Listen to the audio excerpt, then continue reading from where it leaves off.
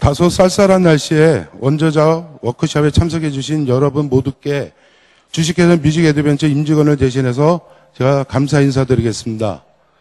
아마 여러분들도 학생들을 가르치면서 느끼시겠지만은 학생들 호응이 있으면 더욱 신이 나서 많은 열정을 내셨을 겁니다. 이번 페이버 박사께서도 지난주 금요일부터 부산을 필두로 해서 대구, 광주에서 성황리에 워크숍을 마치셨고 다소 피곤하시지만은 여러분들의 함성과 박수가 있다면 더욱 멋진 강의를 하실 거라 믿습니다. 그러니까 여러분들의 많은 호응을 부탁드리겠습니다. 자, 그럼 지금부터 피아노 어드벤처 원저자 페이버 박사 초청 워크숍을 시작하도록 하겠습니다. 이게 리허설인데 약합니다. 다시 한번 시작하도록 하겠습니다. 예, 감사합니다. 예. 저희 주식회사 뮤직 애드벤처의 대표이사로 계신 민규식 회장님께서 직접 여러분들한테 감사 인사를 드리도록 하겠습니다. 자, 박수로 맞이해 주시기 바랍니다. 반갑습니다. 2012년 8월 1일부터 뮤직 애드벤처라는 이름 하에서 어드벤처 피아노 한국 사업을 다시 시작하게 된 대표를 맡게 된 문규식입니다. 반갑습니다. 제가 원래 박수를 받아야 될 것이 아니라 어드벤처를 사랑해 주시는 여러분들을 위해서 제가 여기서 계속 큰 박수로 어드벤처 애호가 여러분들을 박수를 드려야 되는데 박수를 받게 돼서 제 중에 송구스럽게 생각합니다. 어찌 본다면은 어드벤처가 한국에 정착하는 과정에서 이 자리에 계신 분들의 사랑과 애호로 이 자리까지 오게 됐는데 여기까지 오면서 나름대로의 혼선과 많은 불편, 애로점을 안겨드린 점 여러 가지로 송구스럽게 생각합니다. 하지만 8월 1일부터, 금년 8월 1일부터 회버 박사와 함께 회버 박사가 직접 경영에 아시아권 경영에 나선다는 전제하에서 새로운 출발을 시작했습니다. 회버 박사가 여기까지 올해 오실 때에 아시아권에 베이징, 상해, 그 다음에 대만의 여러 나라들 계속해서 순회 공연을 하시다가 순회 워크숍을 하고 나서 한국에 다시 오시게 됐습니다. 여러분들 아시다시피 부산과 대구, 광주까지 전부 다 워크숍을 아주 성공리에 진행을 하고 나서 오늘 서울에서 여러분들을 뵙게 됐습니다. 여기 자리에 계신 분들은 모두가 다 아시기 때문에 렌달 회버 박사에 대한 이야기, 어필 같은 소개는 필요 없겠지만서도 지금 현재 상태로는 미국과 캐나다, 대만에서는 어드벤처 교재가 점유율 1위를 지금 달리고 있습니다. 한국에는 아직까지도 선보이고 아직까지 여러분들한테 많은 질책과 격려를 받아야만 잘할 수 있는 그런 아직까지는 새싹 같은 입장입니다. 하지만 앞선 그리고 미리 시험한 나라들에서는 상당한 애호와 사랑을 받고 있는 점 다시 한번 말씀드리면서 우리 어드벤처가 한국에서 지난 일에 대한 과언은 여러분들이 사랑해 주시고 아껴 주시는 만큼 앞으로 열심히 하면서 미흡한 점 메꿔 나가도록 하겠습니다. 여러분들이 사랑하시고 여러분들이 키워주신 또 앞으로 커갈 렌달 회버 박사님이 오셔서 이곳에 서실 때 한국에서 마지막입니다. 여러분들의 힘찬 격려, 그 다음에 절대적인 호응이 있으면은 훨씬 더 알찬 강의가 되리라고 기대합니다. 여러분 모두의 힘찬 박수로 렌달 회버 박사님을 초대하겠습니다. 박수 부탁합니다.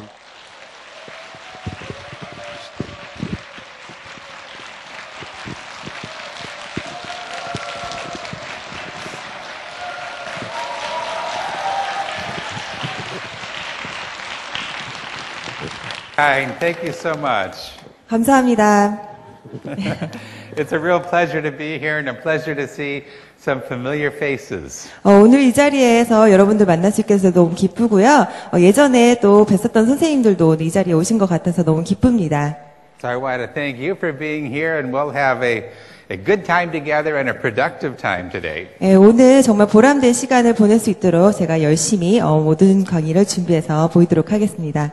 First, I'd like to give a warm thank you to Mr. Moon 예, 저기 문 회장님께 먼저 감사의 말씀을 전합니다. and to his companies Jongwon and also their new company Music Eduventure. 예, 여러분들 다 아시겠지만 장원교육의 회장님으로 계시고 이번에 또 뮤직 에듀벤처 회장님으로 새로 오셨기 때문에 정말 제가 감사의 말씀을 전하는 바입니다. The goal and these new systems are set up really within mind to give more support to you as the teacher. 예, 여기 한국 우리 피아노 선생님들에게 좀 더 많은 것을 제공해드리고 또 보답하기 위해서 저와 함께 더 열심히 섬길 것을 약속드리는 바입니다. So that you can give more support to your students. 예, 그럼으로 인해서 선생님들도 선생님들의 학생들에게 좀 더 많은 것을 교육적으로 드릴 수 있는 하는 바람입니다. We also want to give a thank you to our friends Lee Kong and Mr. Lee and Music Tree for all the support over the years. 예, 그리고 그동안 정말 한국에서 많은 수고를 해주신 저기 뮤직트리 직원들과 이병지 사장님과 강효진 이사님께도 많은 감사를 전하는 바입니다. Well, our discussions today will involve piano technique and also artistic expression. 예, 오늘 제가 강의할 내용은요, 테크닉과 예술적인 표현입니다. So we're going to look first at some of the issues of piano technique, really looking deep at how do we build it, what's going on in the mind and the nervous system. 저희가 테크닉적인 문제점들이 어떤 것들이 있는지 오늘 잘 살펴볼 건데요. And then we'll look also at the specifics of the foundations of technique. 테크닉의 아주 기초적인 거, 근본적인 거를 제가 오늘 얘기를 할 겁니다. And after our break, we're going to introduce for you some brand new technique secrets from the level 7 technique in artistry. 그리고 2부에서는 여러분들 다 아시겠지만 7급이 테크닉 교재가 새로 나왔기 때문에 새로 나온 7급 테크닉을 2부에서 제가 소개해 드릴 예정입니다. And delighted to share that with you because that is just off the press. 방금 이게 7급이 정말 신간 바로 나온 거거든요. 선생님들이 오늘 받으신 거는 정말 바로 인쇄가 돼서 새로 나온 겁니다. 선생님들만 처음으로 받아보시는 거예요. We also have two students who will be playing for us today in our second half, so we'll coach them through level 7. 그리고 오늘 2부에서 학생 두 어린이를 모시고 마스터 클래스도 할 예정입니다. So we're going to be talking about technique and musical expression. So let's start now with the focus on technique. 오늘 강의를 시작하기 전에 테크닉보다도 But let's focus on the musical expression, the listening. 아름다운 연주를 제가 먼저 선보이고 강의를 시작하도록 하겠습니다. And to do so, I'll open playing for you Scarlatti Sonata in E major. 예, 스칼라티 소나타 연주 보이겠습니다.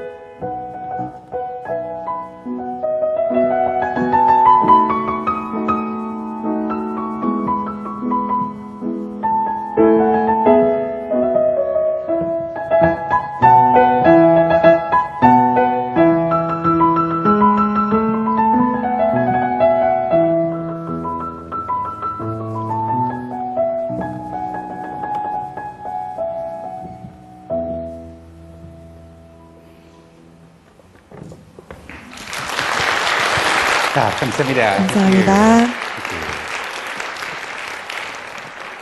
Thank you so much. Now, when we listen to music, 이렇게 저희가 음악을 감상할 때요.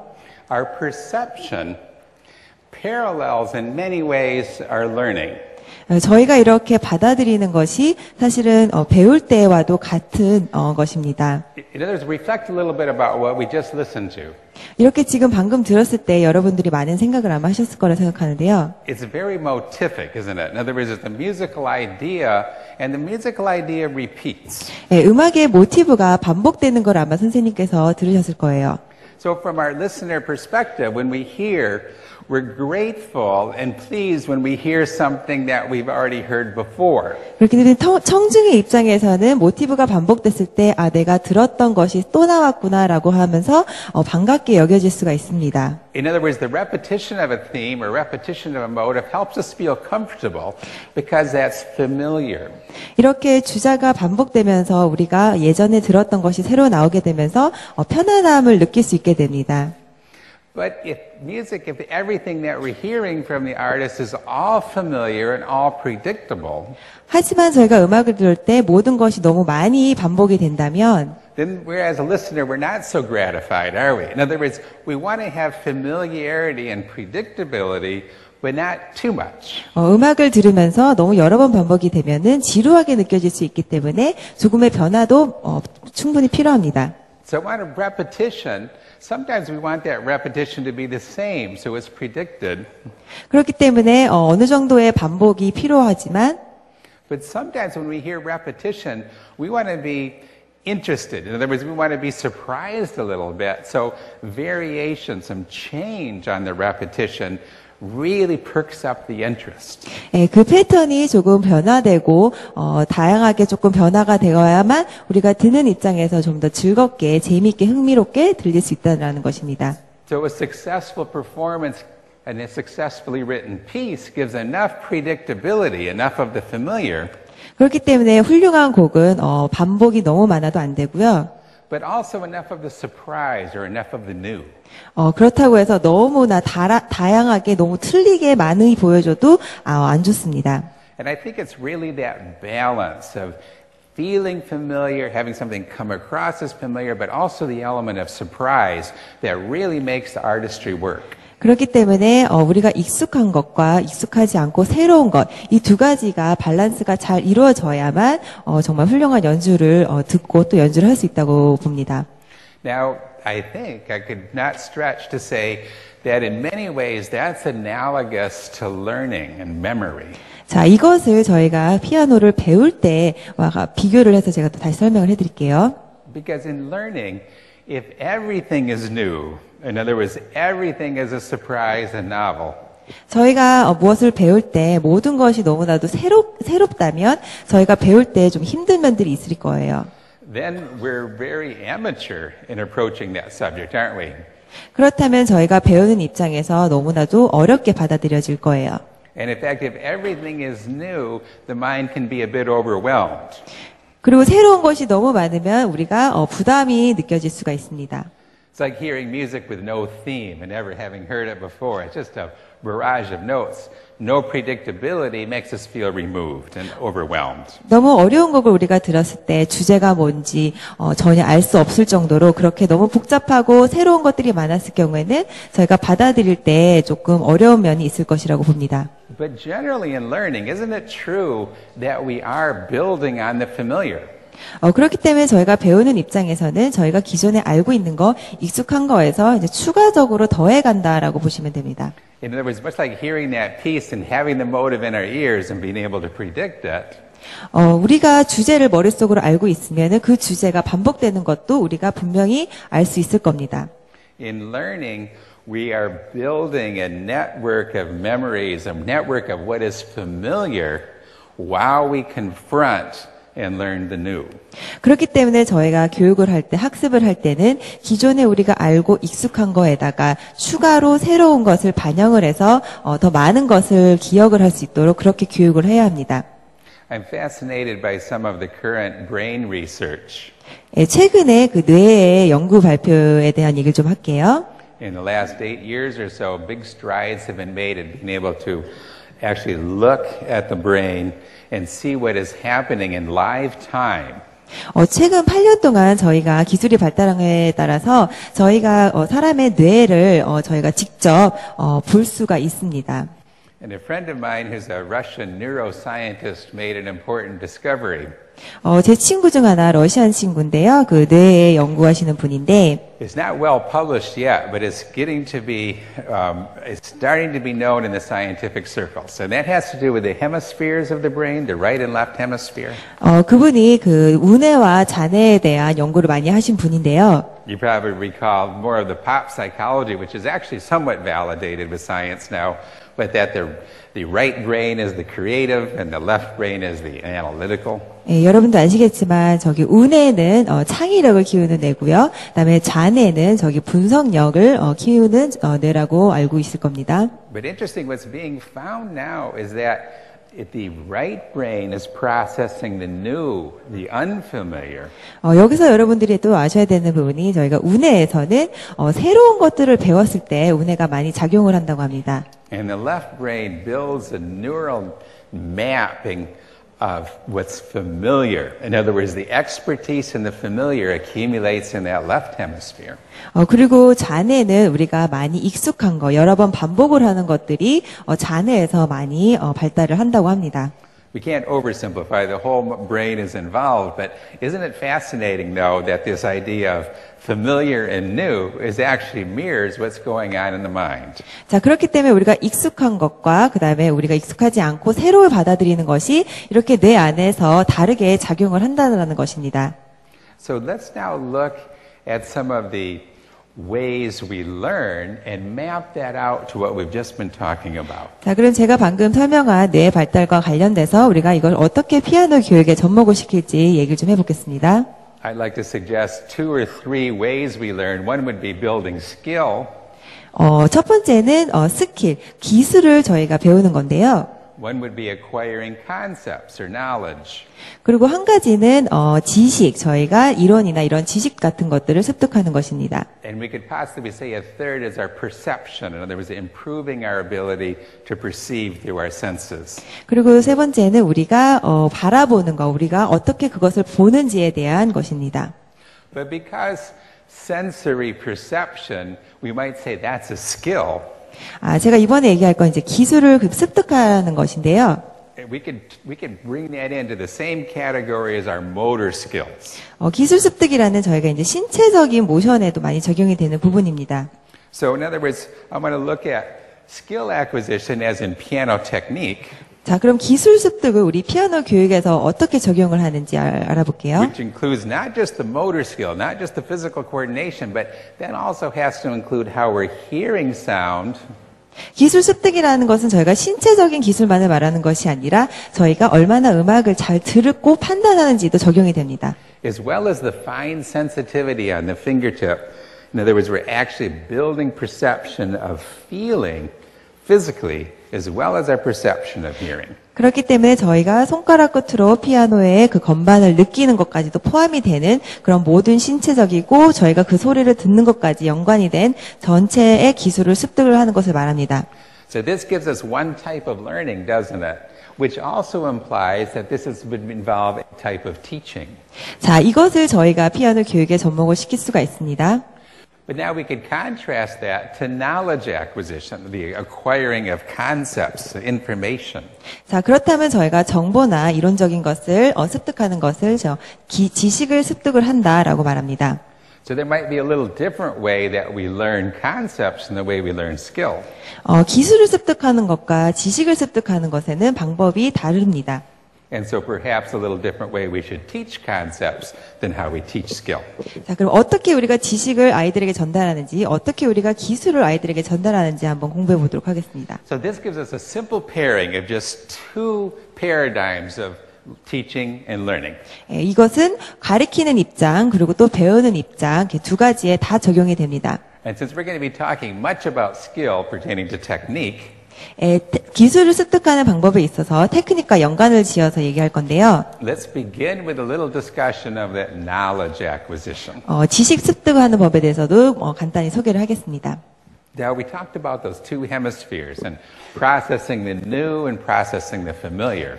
새로운 것을 배우는 것과 기존에 우리가 알고 익숙한 것을 꾸준히 이어가는 것에 대해서 얘기를 했었는데요. And we might think then, wouldn't the role of teaching and learning be that we want to take the new and make it no longer new?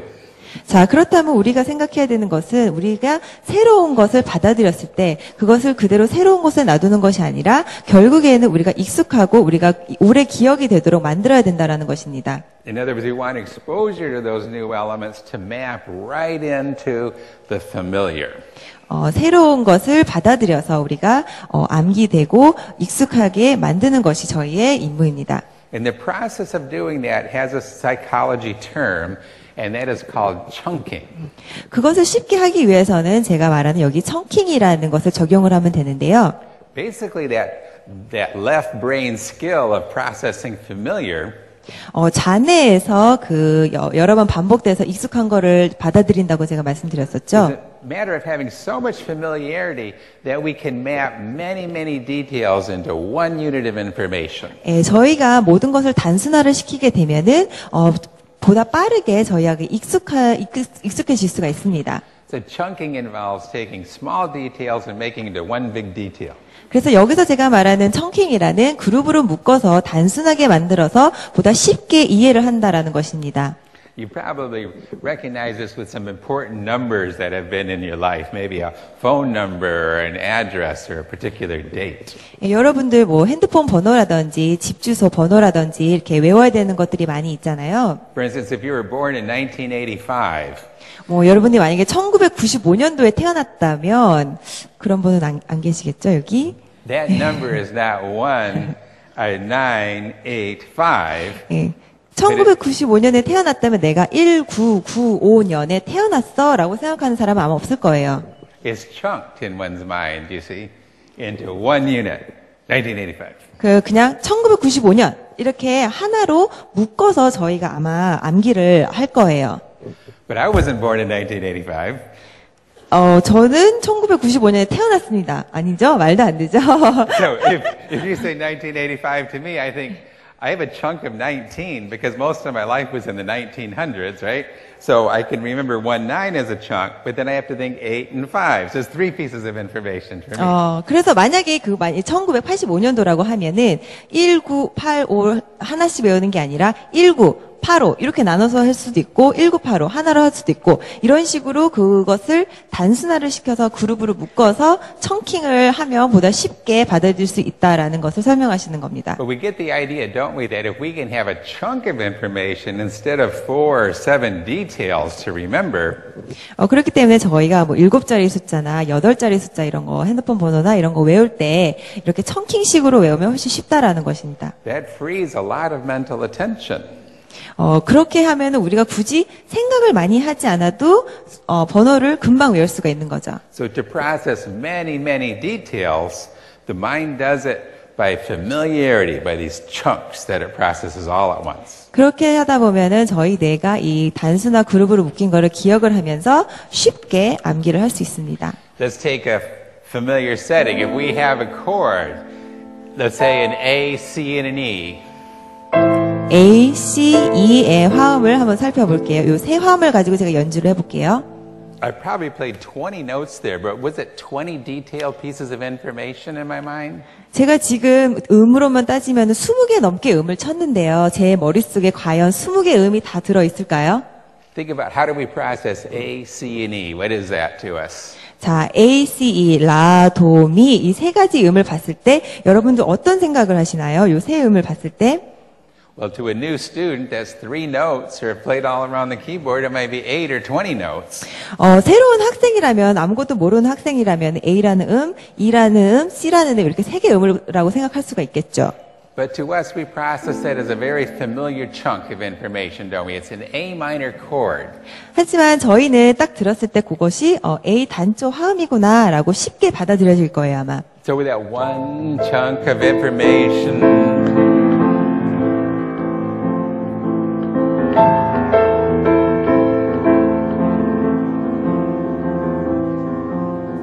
other words, we could play something like that, just invented it out of our chunk, right? 예, 지금 A 단조 화음 하나 가지고 지금 이렇게 곡을 연주를 한 거거든요. And we have lots of freed up attention to work with these notes because we just took it in as this little one bit of information. 우리는 단지 A 단조의 음을만 생각하고 이렇게 연주를 하다 보니까는 굳이 우리가 생각을 많이 하지 않아도 이런 연주를 할 수 있습니다. So then we also know when we teach early on, don't we, the tonic, and then there's a dominant, step 5. And what is step 5 then of A minor? It's E. So now we have another chunk of information of our E7 chord. 자, 이 딸림 7화음을 지금 연주하고 있습니다. So we familiarly teach this, right? And what note is that? That's our 5 and to 1. 딸림 화음이고요. 으뜸 화음. 5 and 1. 딸림 화음에서 으뜸 화음. 5 again. 1. Then, what chord were we on? C major, and that's the C relative major, 장조 isn't 지금 it? 관계 장조로 옮겼습니다. 지금 으뜸음과 딸림 화음을 계속 오고 가면서 관계 장 단조로 옮기고 있습니다. And it's 5, 7G, right? 딸림 7화음이죠. Back to A minor, and 다시 then back to 으뜸. E.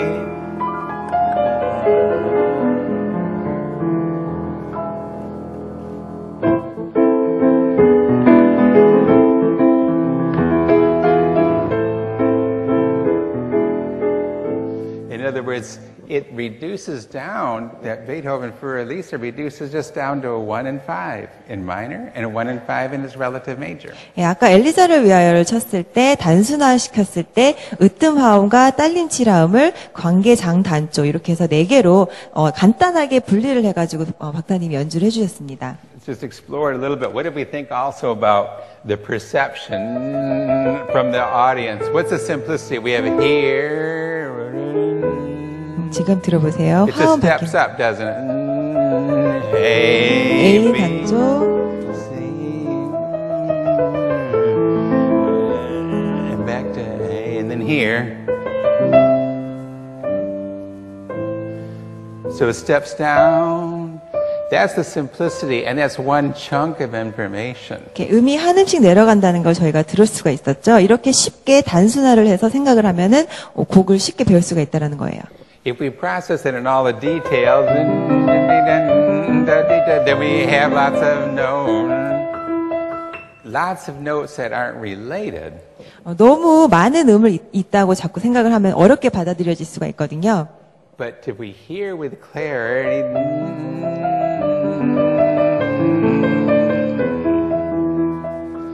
that stepwise motion, that helps the ear listen. 이렇게 한음 한음 내려가는 것을 단순화시켜서 저희가 입력을 시키면은 훨씬 곡을 쉽게 배울 수가 있다라는 거예요. Making the complexity be familiar, right, to the listener. 이렇게 되면은 새로운 거, 어려운 것을 보다 쉽게 단순화시켜서 듣는 사람에게 좀 더 쉽게 연주를 해줄 수 있다라는 겁니다. So we might say that when the performer chunks information and sees it with simplicity and clarity, 그렇기 때문에 연주하는 입장에서는 이렇게 그룹으로 묶어서 단순화를 시켜서 연주를 하는 것이 좋습니다. that is also communicated to the audience, and it's a better artistic experience. 그리고 연주하는 입장에서 이렇게 단순화를 시키면은 듣는 사람 입장에서도 보다 쉽게 곡을 들을 수 있습니다. Now one might say, well, that was pretty easy literature, Beethoven for Elisa, but surely if we're into big literature like the later sonatas, then maybe this doesn't count. There are indeed a lot of notes. 예, 선생님들 입장에서는 엘리자를 위하여는 베토벤의 곡 중에서 가장 쉬운 곡이니까 이렇게 단순화 시킬 수가 있겠지만 베토벤의 소나타 중에서 어려운 곡들은 이렇게 단순화 시키기 불가능하지 않을까요? 라고 생각하실 수도 있는데요. Well, we explored in that Beethoven for Elisa, we saw the 1 and 5, 7 in minor, and 1 and 5 and 7 in relative major. 으뜸 화음과 딸림 7화음을 그 관계 장조, 관계 단조에 의해서 사용을 하고 그것을 단순화시키는 것을 제가 다른 곡을 통해서 또 보여드리도록 하겠습니다. So what do we do? What do we have with something like the Appassionata? 파시나라 베토벤 소나타에 대해서 한번 보여드릴게요. There's our one chord, right? He makes the statement, and then here's our 5. 딸림 화음. And then he goes a half step above for our Neapolitan, if we know the pattern. And it's 5. 또 딸림 하우입니다. Back to the 5 chord. Half step above the 5, right? And still a 5. Back to 5. And then the cadenza is indeed on the 5-7. Half step above and 5. 1.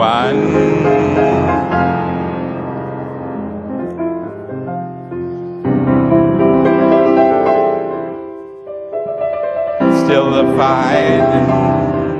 and here we get a 5-7 of a relative 계속 딸림 major. 7화음입니다.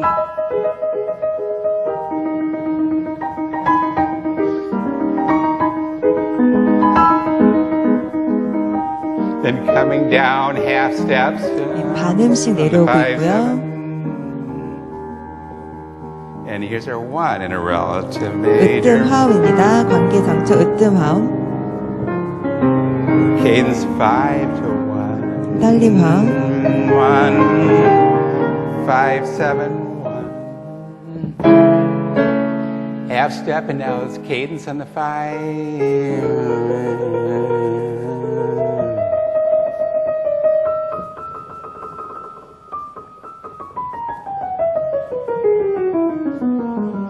And where are we going? Probably to 5, right? Circle 5, 1. 딸림 화음입니다. Half step above 5-1.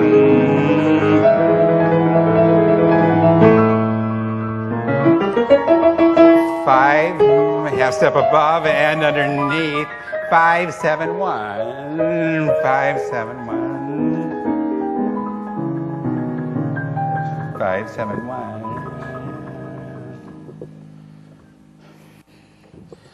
So what do we have through that whole exposition then in terms of chunking? 자, 지금 전개부를 제가 단순화를 시켜서 설명을 해드렸는데요. We find again the 1-5-7 in minor, 1-5-7 in major. 으뜸 화음과 딸림 칠함을 관계 장조, 관계 단조를 오고 가면서 제가 설명을 해드렸습니다.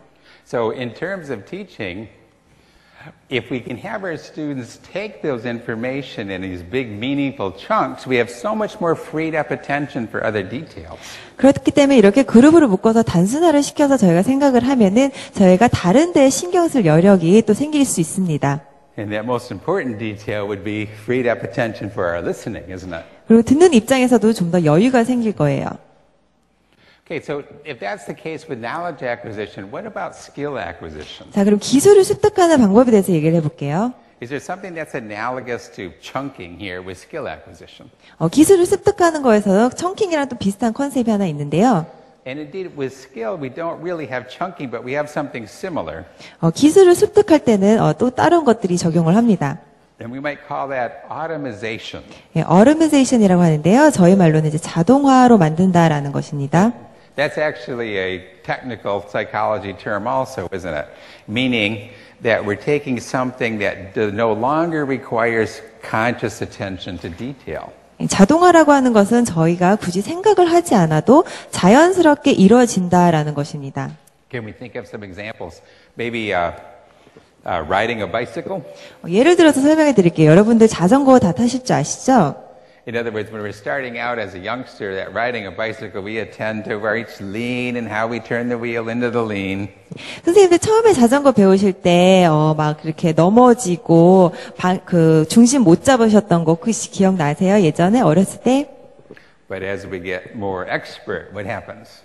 하지만 좀 더 연습을 하고 우리가 익숙해지면 어떻게 되나요? 자전거 탈 때? We just hop on that bike and without any conscious attention at all, the bike rides itself. 굳이 생각을 하지 않죠. 자전거가 익숙해지고 나면은 그냥 자전거 페달을 밟으면서 아주 자연스럽게 자전거를 탈 수 있게 됩니다. It's kind of interesting, isn't it? It's almost like we trained the bike. 우리가 마치 자전거를 교육을 시킨 마냥 정말 너무나도 자연스럽게 쉽게 저희가 자전거를 타게 됩니다. In other words, we don't have to attend to it anymore. Our attention is on the street lights and on traffic and where we're going. 그렇기 때문에 저희가 익숙해지면은 저희가 자전거를 탈 때 신호등도 볼 수 있고 옆에 누가 지나가는지 어떤 옆에 뭐 잘생긴 남자가 지나가는 것도 다 이렇게 여유 있게 쳐다볼 수가 있게 되는 거죠. So if we have this kind of automation occurring then with the physicality of riding a bike, certainly we have the similarity of automation occurring in learning to play the piano. 이렇게 자전거를 탈 때 우리가 자동화가 되듯이 이렇게 피아노를 배울 때도 저희가 자동화돼야 되는 부분들이 있습니다. And are we seeing the similarities then when we talked about the two brain hemispheres?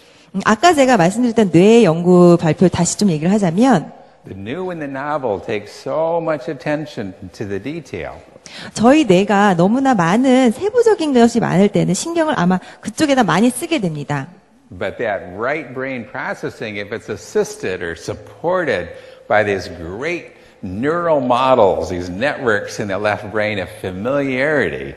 하지만 자뇌에서 우리가 익숙한 것이 됐었다고 얘기를 했었는데요. 자뇌가 발달이 되어 있다면 이런 새로운 것들을 받아들였을 때 보다 쉽게 자뇌로 이동을 해서 장기적으로 기억을 할 수 있게 됩니다. Chunking, if we're talking about knowledge and concepts, and automation, if we're talking about skills. 기술을 습득하는 것은 아까 말했던 청킹이고요. 지식을 습득하는 건 청킹이고요. 기술을 습득하는 것은 여기서 자동화를 말합니다. So we might say then, how does something automatize? And this is important in terms of our teaching, and we know it intuitively, but automation occurs through repetition. 자, 그럼 여기서 어떻게 우리가 자동화를 교육을 시킬 수 있는지에 대해서 얘기를 해야 되는데요. 자동화를 시키기 위해서는 반복이 필요합니다. No matter how smart or how skilled one is, one can't just jump on a bicycle the first time and ride. You have to put attention on it, you have to do it over and over and practice it, and eventually those skills automatize. 아무리 똑똑한 아이라도 처음에 자전거를 탔을 때는 분명히 자전거를 배워야 되는 그 단계를 거쳐야 합니다. So learning and that kind of learning is very natural then, isn't it? It's moving from new novel, moving it into the other side of the brain.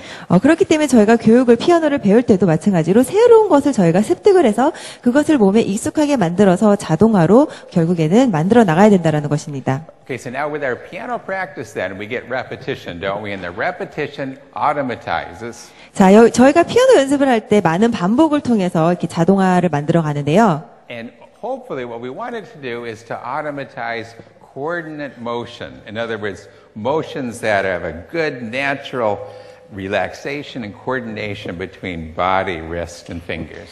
이때 저희가 자동화를 하려고 하는 것은 사실은 피아노를 칠 때 사용되는 모든 모션들을 통합적으로 우리가 몸에 익숙하게 만드는 것입니다. But here's the good news and the bad news. The good news is that our repetition can automatize. 여기서 좋은 것은 반복을 통해서 자동화가 된다라는 것인데요. The bad news is that repetition will automatize whatever is being repeated. 하지만 여기서 주의할 점은 저희가 여러 번 반복을 하게 되는 것은 자동화가 되기 때문에 올바르지 않은 방법으로 하면 오히려 나쁜 습관이 자동화가 될 수 있다라는 것입니다. In other words, if we practice and repeating bad habits, uncoordinated motions, then those automatize.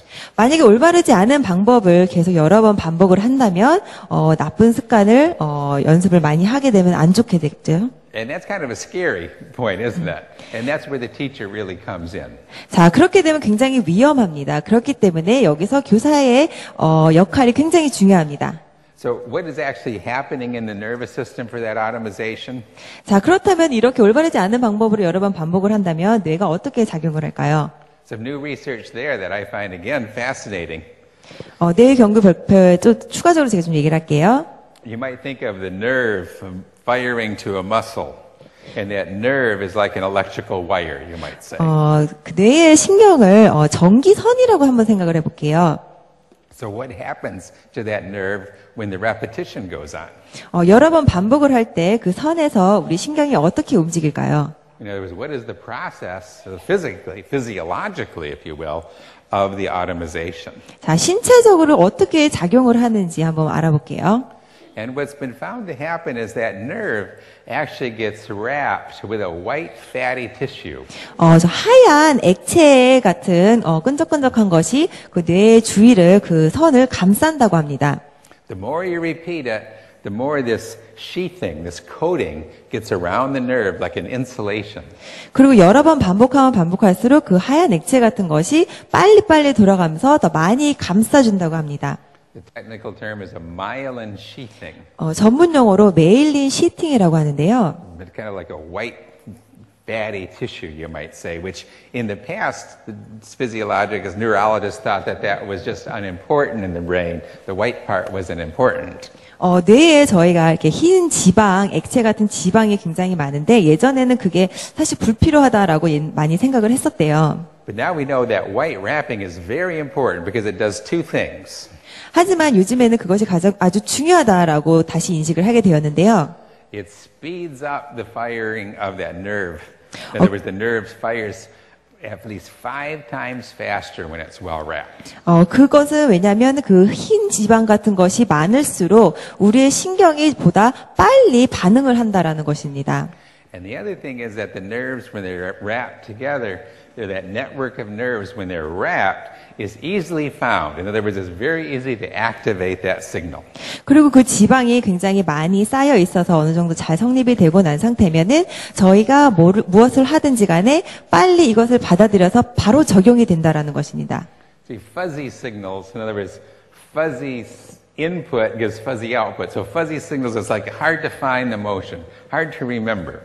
하지만 그 신호가 명확하지 않다면 문제가 있을 수 있습니다. But with a clarity of perception, clarity of repetition, then it's easy to remember and to get more precision in that wrapping. 하지만 우리가 정확히 아주 깔끔하게 그것을 반복을 하게 되면서 정확히 익히게 되면은 저희 뇌신경이 그거를 기억을 했다가 바로 신호를 받아서 자동적으로 이루어질 수 있다라는 것입니다. Now these neurons get wrapped at the same time, depending on whatever is going on as we repeat. 그렇기 때문에 저희가 여러 번 반복을 하면 할수록 저희의 신경이 계속 작용을 한다라는 것입니다. So regarding the bad habits, then, if we're blocking the wrist and playing with a lot of tension or force on the bottom of the key, 그렇기 때문에 올바르지 않은 자세와 손목과 이런 나쁜 습관을 가지고 여러 번 반복을 하게 되면요. sustained pressure on the bottom of the key after the note is played, for instance. 그리고 예를 들어서 힘을 꾹꾹 누르면서 건반을 만약에 누르는 경우는 All of those wrong motions get wired in, don't they? 그런 나쁜 습관들이 계속 신경에 기억을 하게 된다고 합니다. And the body has no real process of unwrapping. In other words, it has this little system, these little arms, so to speak, these tentacles that wrap the nerve, but there's nothing to unwrap them. 그렇게 돼서 만약에 이것이 발달이 돼서 이렇게 기억을 하게 되면은 그것을 사실 다시 푸는 것은 굉장히 어렵다고 합니다. So automatizing bad habits is a rough thing to get into. We need to avoid that. 그렇기 때문에 나쁜 습관이 자동화가 된다면은 그것을 나중에 고치기 굉장히 어렵기 때문에 처음부터 이런 문제가 생기지 않도록 주의를 해줘야 됩니다. So let's look at some very concrete things we can do in our teaching to ensure our repetition is automatizing coordinate motions and not bad habits.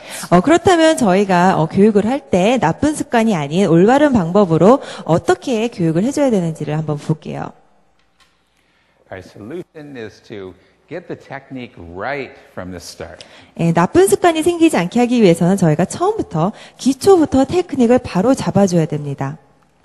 So first to get it right from the start, we want in a sequence that is appropriate. In other words, let's build our skills properly. 그렇기 위해서는 아이들에게 하나씩 아주 단계적인 학습 시스템으로 가르쳐줘야 합니다. The first thing we can do is not overwhelm the physical capacity. In other words, don't create tensions by having such things that are overwhelmingly difficult. 여기서 중요한 것은 아이가 신체적으로 무리가 될 정도로 가르쳐주면 안 된다라는 것입니다. Translating that to more simple language is saying, don't put students into too big repertoire too fast.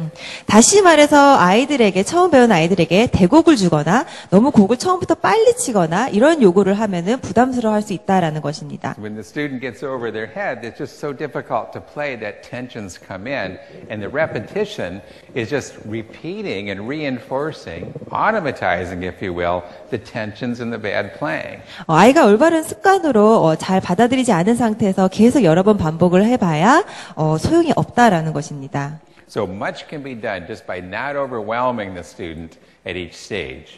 그렇기 때문에 아이가 그 한계가 어느 정도인지 저희가 잘 알고 거기에 무리가 되지 않게 해줘야 됩니다.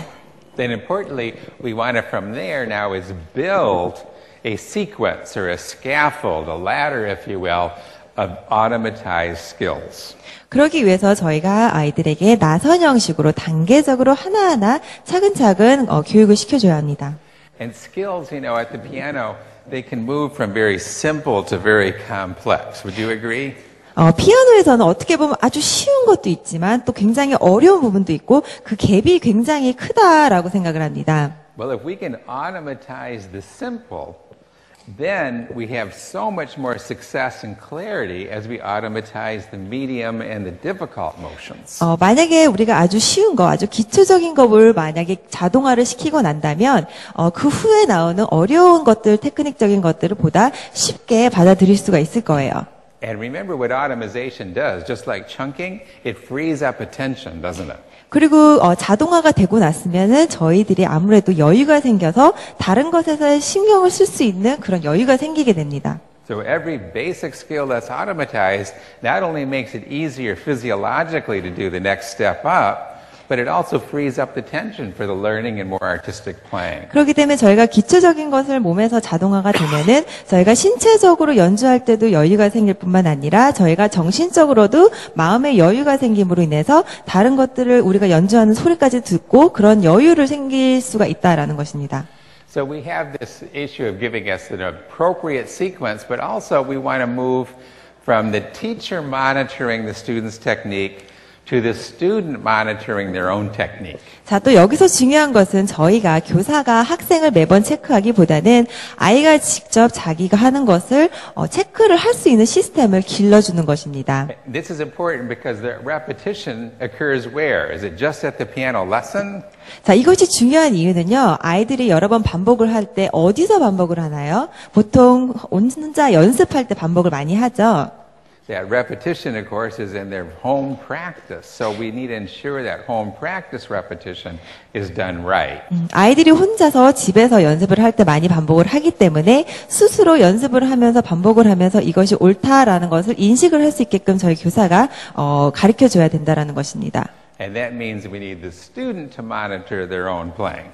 그래서 아이가 직접 확인해서 아 내가 이게 올바른 방법이구나, 내가 이게 틀리구나라고 혼자서 판단할 수 있게 되는 것이 중요합니다. So let's look at 2 points of that. We have this negative again. What do we want to get rid of, and then what do we want to build? 그럼 저희 교사 입장에서는 어떤 것을 조심을 해야 되는지 한번 볼게요.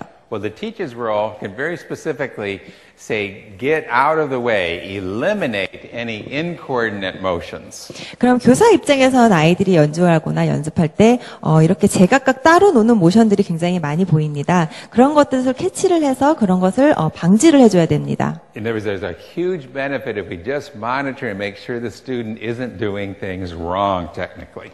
저희 입장에서 새로 가르쳐주기보다는 무엇을 잘못하는지 잘못하는 것을 잡아주는 것도 굉장히 중요합니다. That at least prevents, to a great degree, the automatizing of bad habits. 잘못하고 있는 것을 캐치만 해줘도 아이가 나쁜 습관을 만드는 것에 대해서 분명히 막을 수 있기 때문입니다. But the teacher isn't there to do all of the work. The student has to feel it done correctly. 하지만 저희 교사가 매번 이렇게 고치라고 말할 수 없기 때문에 아이가 스스로 자기가 고칠 수 있다라는 것을 저희가 교육을 해줘야 됩니다.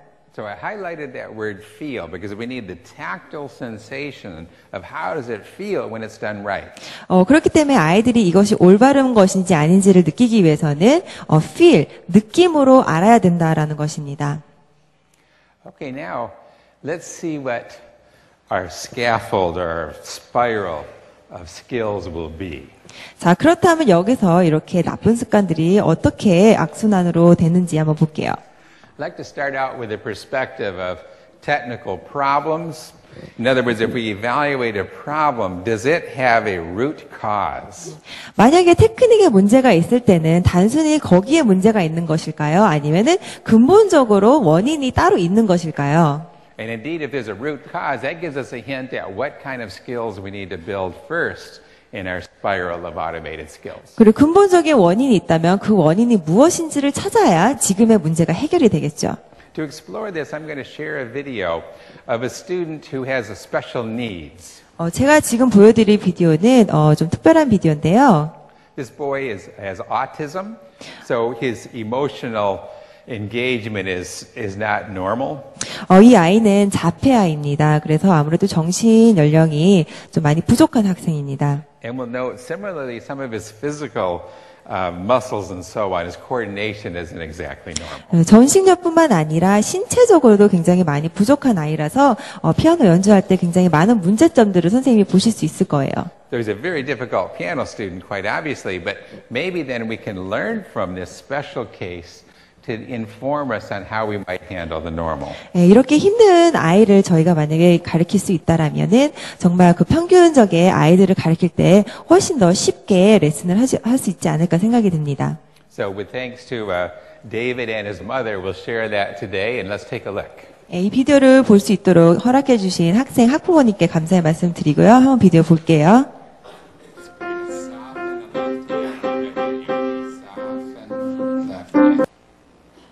Okay, we see he's got a very rough hand position there. 손 모양을 잘 보세요. In fact, we see many physical problems. He's got that low wrist, floppy fingers, just about everything to work on. 손목이 굉장히 낮고 지금 여러 가지로 지금 자세 같은 거나 신체적으로 많이 문제점들을 선생님 발견하실 수 있죠.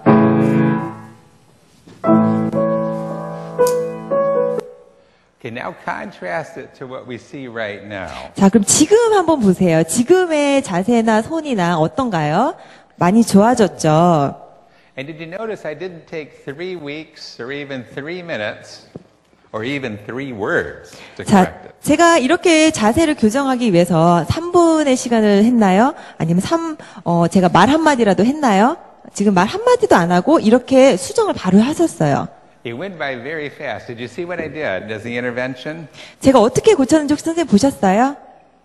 There was that adjustment, wasn't there? I moved him back on the bench just a little, and then I touched his lower back, and he went from this, just touching here, he went like this. 이렇게 등만 살짝 쳐줬는데 바로 허리를 피면서 많은 문제점들이 해결이 됐어요. But let's look at what happened. And we see immediately that floppy finger, the low wrist, all of those problems just went away, and he's got a beautiful posture, a wonderful approach now physically to the piano. 손목이 낮았었던 것이 자연스럽게 올라갔고 이렇게 어깨에 힘도 빠졌고요. 허리도 쭉 펴고 굉장히 지금 딱 봤을 때는 굉장히 좋은 올바른 자세입니다. That would be misleading you if I said, okay, now his technique is perfect. He's got this foundation forever. 자, 그렇다고 해서 그럼 이제 완성됐습니다. 이 아이의 자세와 테크닉이 완벽하게 됐습니다라고 하고 제가 손을 떼도 될까요? 이 상황에서? In other words, that button touching his back is not a magic button. 지금 제가 누른 버튼은 마법의 버튼이 아닙니다. 이렇게 눌렀다고 해서 모든 것이 해결되는 것이 아닙니다. But it's rather magic, isn't it? Because we had this change happen so fast, but what do we need next? 자, 이렇게 제가 자세를 바꿔줬을 때는 그 후에 저희가 어떻게 다시 교육을 해야 되나요? Repetition. Would you agree? In other words, if the student does this over and over, every time he goes to the piano, he has this good posture, this good structure. With repetition, that's automatized. 자, 이렇게 올바른 방법을 아이에게 알려주고 나서는 반복이 필요합니다. 이렇게 올바른 것으로 여러 번 반복을 해주면 아이가 그것을 기억을 하고 그것이 몸에 익숙해지면서 자동화가 되는 것입니다. You remember our 2 points. We said eliminate bad habits. And then we also said help the student feel it done correctly. 아까 2가지를 얘기했죠. 아이가 잘못하는 거, 나쁜 것을 캐치를 해서 고쳐주고 그 고쳐준 것을 아이가 몸으로 직접 느껴서 이게 올바른 방법이구나라고 인식을 시켜줘야 된다라고 얘기를 했었습니다. So we certainly don't wait for 3, 4 lessons or 3, 4 months to repair these structural issues. We get right to it. Eliminate that problem. 이렇게 자세를 교정하기 위해서는 3주, 3달의 시간이 걸리는 것이 아니고 이렇게 바로 고쳐주지만 그것을 여러 번 반복을 해줘야 된다라는 것입니다. And now our job is now that he's got it right, let's help him feel it done correctly so that he can monitor it and he can find the good structural positions on his own. 그리고 아이가 직접 몸으로 느껴야 됩니다. 이 자세가 올바른 자세야라고 해서 본인이 느껴서 아 이게 올바른 느낌이구나라고 인식을 해서 혼자 연습할 때도 잘 할 수 있도록 해줘야 됩니다. So what we see here is that there's a implication of a chain of problems and that the root of that problem is the body. 자, 여기서 중요한 부분은 저희가 나쁜 습관이 악순환이 계속 되는데요. 나쁜 습관이 발생했을 때는 그 근본 원인이 보통 몸에서 시작이 된다라는 것입니다. So that right seating distance and the right posture corrected that issue of the wrist, didn't it? 비디오에서 보셨듯이 피아노의 거리 그리고 허리를 쭉 폈을 때 많은 문제점들이 자연적으로 해결이 됐죠. And that also then remedied the finger. 그랬을 때 손목의 자세가 수정이 되었고 그리고 손목으로 인해서 손가락까지도 바로 교정이 되는 걸 보셨습니다. Just looking at that once again, we all recognize and have students with floppy fingers. 많은 학생들이 손가락을 납작하게 해서 연주하는 경우가 많죠. So no matter how much we say curve the finger, it won't resolve if the wrist is low like this. 네, 선생님들이 맨날 손가락 동그랗게 구부려라고 맨날 가르치긴 하지만 손목이 낮은 상태라면 아무리 손가락을 구부려도 이게 수정이 되지 않습니다. So our problem chain, we saw that finger problem doesn't resolve until we get the wrist height correct. 네, 그래서 손가락 테크닉에 문제가 있을 때는요. 손목 테크닉이 해결되지 않으면 아무리 연습을 해도 손가락 테크닉이 해결되지 않습니다. So we say don't sag your wrist, don't sag your wrist. 자, 그러면 선생님이 자, 손목이 너무 내려갔네. 손목 좀 올려봐. 손목 좀 올려봐. 이렇게 얘기를 하겠죠. But it keeps coming low. Why? 그래도 손목이 자꾸 내려올 거예요. 지금 자세를 한번 보세요. 뭐가 문제인지. Close. As long as my belly is touching the keyboard here, right? 피아노에 that 너무 wrist 가까이 goes 앉아 low. 있죠. So we need something to help the student find their distance, feel it done correctly. 그렇기 때문에 피아노와의 거리를 다시 또 측정을 해서 모든 문제점들을 해결해야 됩니다. Incidentally, a little extra piece of information. Do you remember how when we touched little David's back there, his shoulders went back and his position went correct? 아까 비디오에서 제가 등을 살짝 밀었을 때 모든 자세들이 교정이 된 거 보셨죠? It's not pertinent to all students, and you don't have to bring this up with most, but a piece of information. 모든 학생들에게 이렇게 다 적용되는 게 아닐 수도 있지만요. When the shoulders are forward, even if it's not a slouch, but just a little bit forward like this, notice the hand is supinated. In other words, it's in an upside down or sideways fashion like this. 네, 이렇게 허리가 보통 구부렸을 때 손이 안으로 이렇게 들어가는 모양이 달라집니다. 허리를 폈을 때의 손 모양과 허리를 구부렸을 때의 손이 이렇게 들어가는 모양이 다를 겁니다. 모두가. But I'm going to take my shoulders and I'm going to lift them up a little bit and throw them back, put them on the back hanger like that. 이렇게 허리를 한번 쭉 펴보세요. So they're down, they're rested, right? But they're behind us. Now look what happened to the hand. It went from this to this. 이렇게 허리만 폈는데 이 손의 모양이나 위치가 바뀐 걸 아마 느끼셨을 거예요. And of course, when it's like this, we're going to have to do some extreme rotation in order to toss this way, 그리고 피아노를 칠 때는 이렇게 많은 모션들을 또 사용을 하겠죠. which is part of piano playing, isn't it? And the fact that our hand naturally goes this way, we lift it back, use that inertia or that energy to let it fall this direction.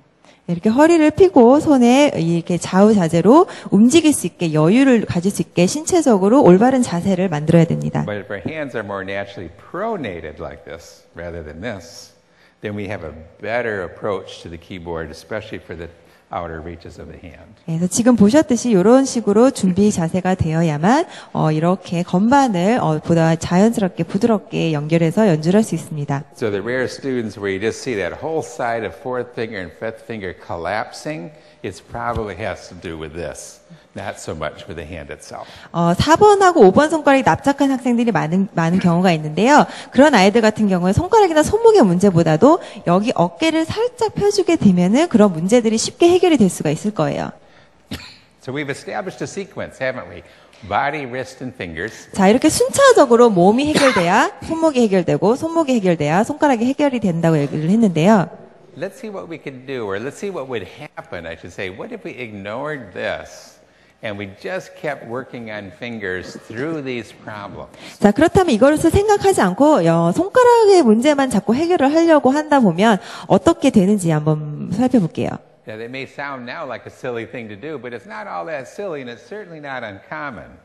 이런 경우 그런 사람이 어디 있겠어라고 생각하지만 사실은 많은 선생님들이 손가락적인 문제가 있을 때는 그 손가락적인 테크닉을 해결하려고만 많이들 생각을 하는 경우가 있습니다. In other words, it's not hard to imagine David if we just started to work on his finger position and say, let's build some finger muscles or finger coordination. Maybe that would be the way to resolve it.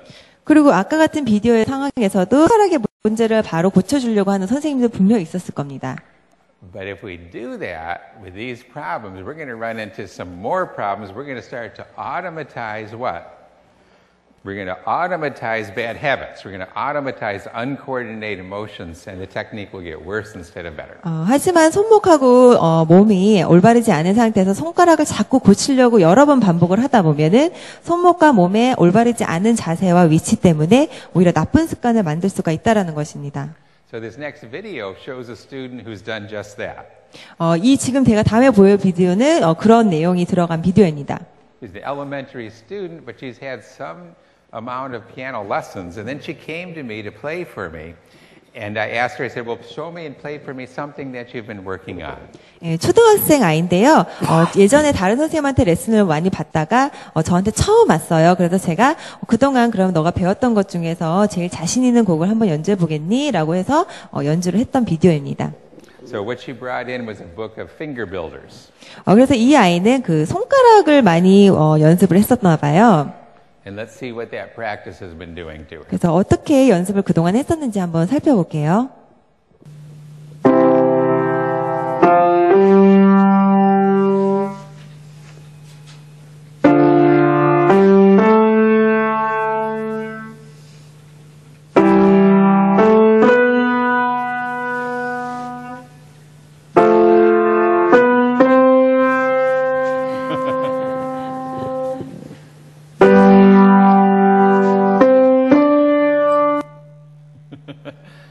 How's the hand position? 어떤가요? How's the wrist? 손목이 어땠나요? 손목 자세? How's the body placement? 몸의 위치 자세는 어땠나요? And what's going on with automation here? 어떻게 지금 자동화가 되고 있나요? Okay, this is such an obvious example of some very, very poor approach to the piano, of course. 굉장히 많은 문제점들이 지금 있습니다. And in case we overlook it, one of the main problems, physical aspects aside, is that there's no music, right? 많은 테크닉 문제점이 있는데요. 여기서 가장 중요한 거는 아이가 음악적인 연주를 하지 않는다라는 거예요. So we're going to come back to all the obvious, but the less obvious is that if there's no music, there's no motion and no rhythm. 아무 감정 없이 음악을 즐기지 않고 연주를 하는 걸 봤을 거예요. When we're automatizing the physique, remember anything that is fired together, in other words, whatever neurons are fired together, they're wired together. 자, 이런 상태로 아무리 연습을 하고 여러 번 반복을 해봐야 좋지 않다라는 것입니다. And along with the motor skills, there's also the perception. So right now, her physical playing is wiring out the listening, because she's not listening to anything she's playing. There's no reason to. I wouldn't listen to that either, right?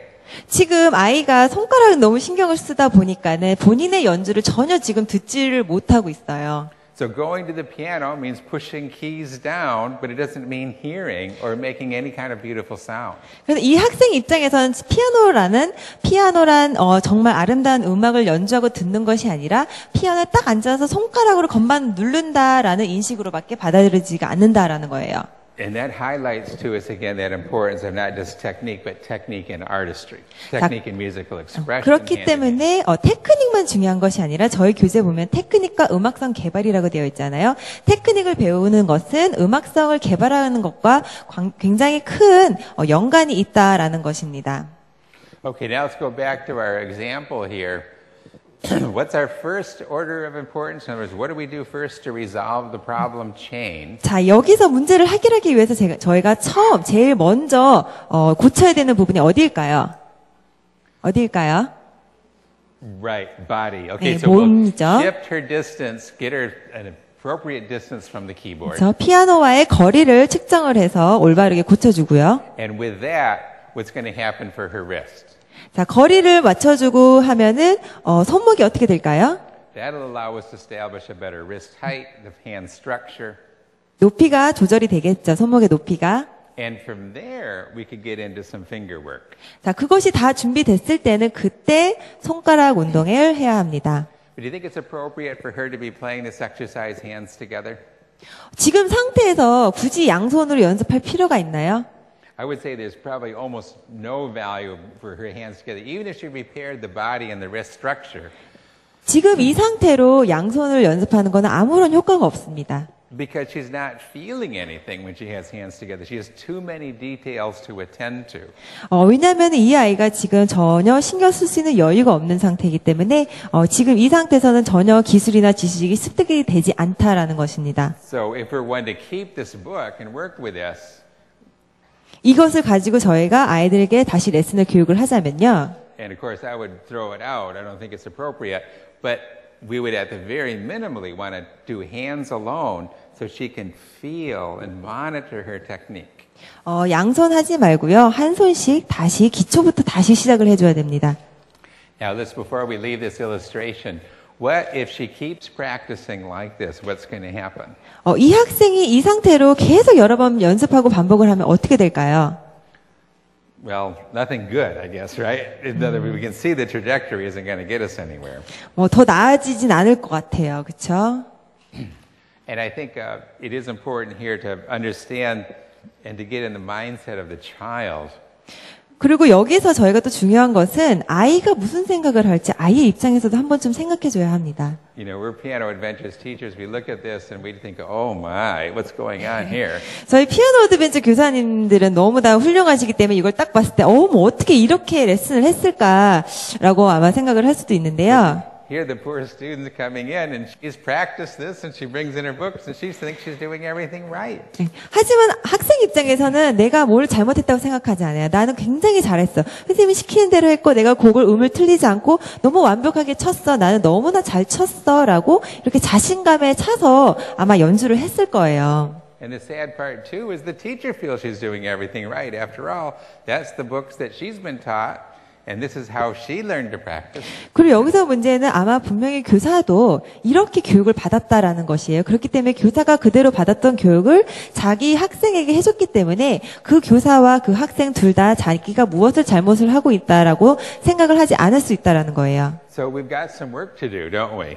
In other words, we need to get a technique right from the start so we're automatizing the correct motions. 그렇기 때문에 저희가 테크닉을 처음부터 바로 잡아주는 것이 그만큼 중요하다라는 것입니다. And we're bringing in the not only physically coordinated gestures, but we also bring in the listening. 올바른 테크닉을 저희가 신체적으로 익숙하게 해서 몸으로 익히는 것도 중요하고요. 그것으로 인해서 저희가 직접 소리를 들어서 아름다운 소리를 연출하는 것까지도 굉장히 중요한 역할입니다. So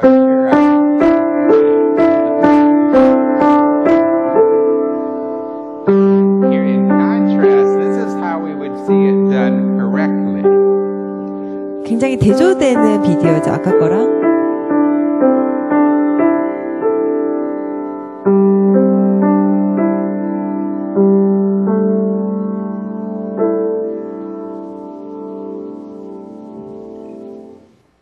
Okay, how do we contrast these two? What do we notice?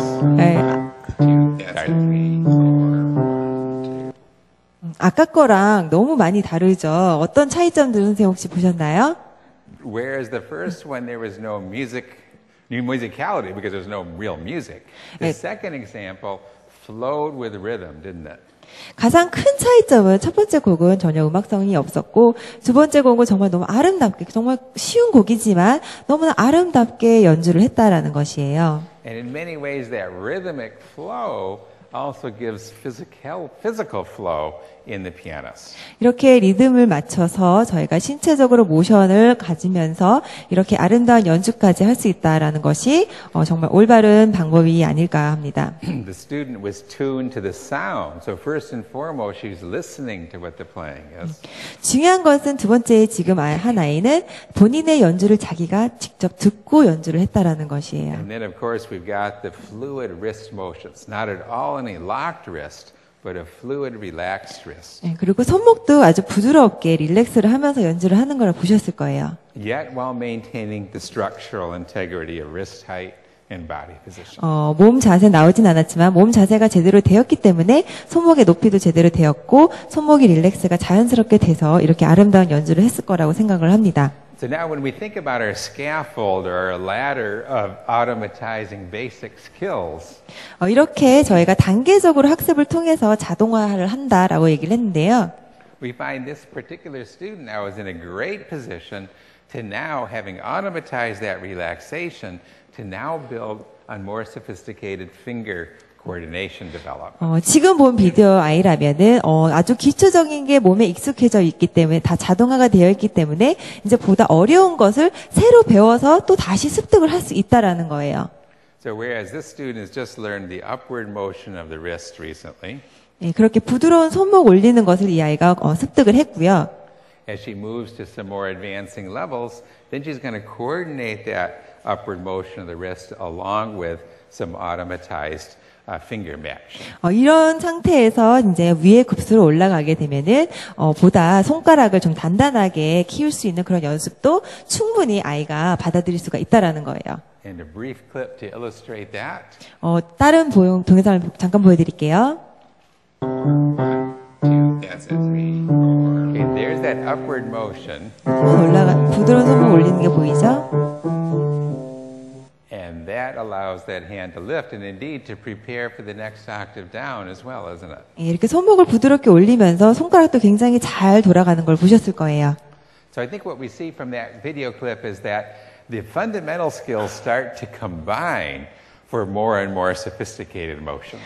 이렇게 단계적으로 하나하나 아주 기본적인 것을 몸에 익숙하게 해서 그 기본적인 것을 또 더하고 또 더해서 좀 더 난이도의 테크닉을 아마 개발을 한다라고 보시면 됩니다. Body, wrist to fingers. 자, 이렇게 몸하고 손목, 손가락을 살펴봤는데요. And so that informs our sequence. So let's look at our very first set of technique secrets in terms of this sequence. 자, 그럼 우리가 이렇게 몸과 손목, 손가락을 단계적으로 어떻게 우리가 테크닉을 배우는지 다시 한번 기초적으로 한번 살펴볼게요. We said we have body, wrist, and fingers. Eliminate the incoordinate motions and then feel it done correctly. 아까 제각각 따로 놓은 모션을 방지를 하고 아이가 직접 몸에서 느껴야 된다라고 얘기를 했었죠. So the Piano Adventures approach, as you know, is not just to throw the student into lots of pieces or exercises. 그렇기 때문에 저희 피아노 어드벤처에서는 무조건 아이들에게 가르치고 연습을 시키는 것이 아니고요. But at each level, we're going to give specific technique secrets that eliminate the typical uncoordinated motion for that level. 저희 테크닉의 비밀을 통해서 아이들이 잘못되고 있는 모션들이나 이런 것을 고쳐주고 또 몸으로 직접 본인이 느낄 수 있게 가르치게 되어 있습니다. And then by isolating those motions, we help the student feel it done correctly, not just once, but every time. 그리고 그것을 레슨 시간에만 기억하는 것이 아니라 항상 아이가 혼자 연습할 때도 본인이 올바르다는 것을 몸으로 느낄 수 있게 그렇게 저희가 테크닉의 비밀을 구성을 했습니다. So let's take a look. We've got a number of secrets. These look familiar to you? 여러분들 다 보셨죠? 한 번쯤은 저희 1급에 나오는 테크닉의 비밀인데요. You know, when we see right off the start, what is our first one? Well, that's that finding that correct distance. 자, 첫 번째 테크닉 다들 아시죠? 그 좋은 자세를 찾는 건데. And by doing so with the Taekwondo pose, we've eliminated that problems that we saw of the students sitting too close. So we 저희가 direct the body. 아이들에게 태권도 자세를 가리키면서 좋은 자세를 안내해 줍니다. And why don't we just say, don't sit too close and don't sit too far?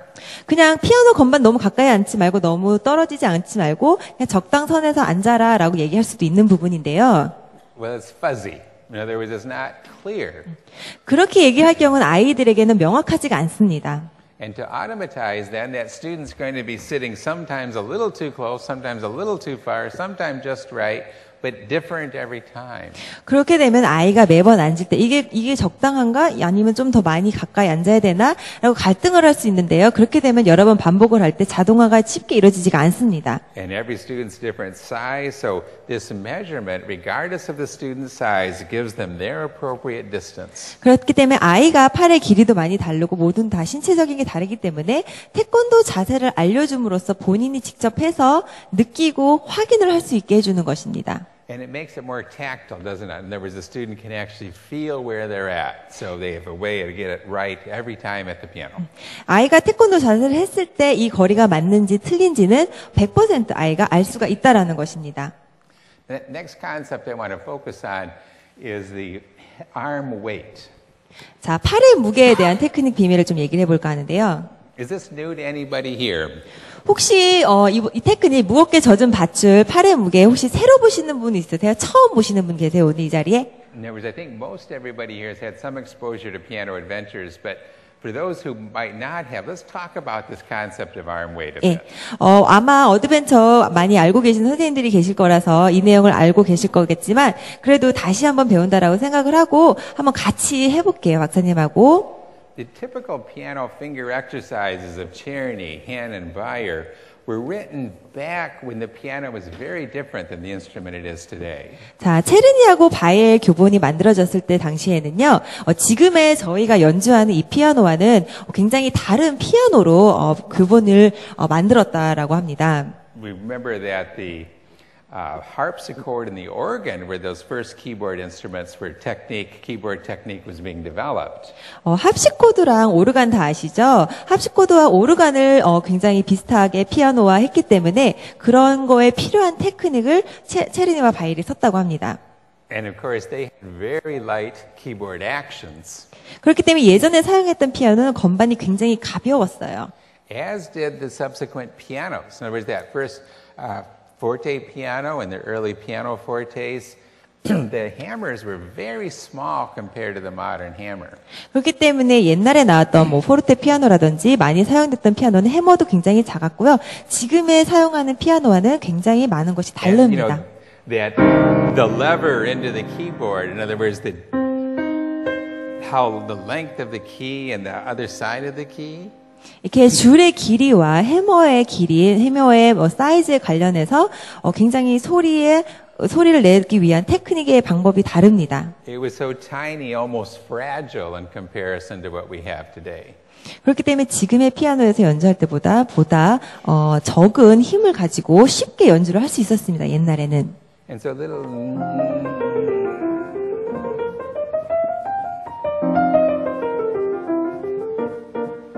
we could do some little motions there, probably with just fingers, and actually get away with it on that kind of a keyboard. 네, 그리고 지금 같은 곡은 굳이 팔이나 무게를 많이 사용하지 않아도 손가락의 힘으로도 충분히 연주를 할 수 있는 곡입니다. But the big sounds up to the modern piano.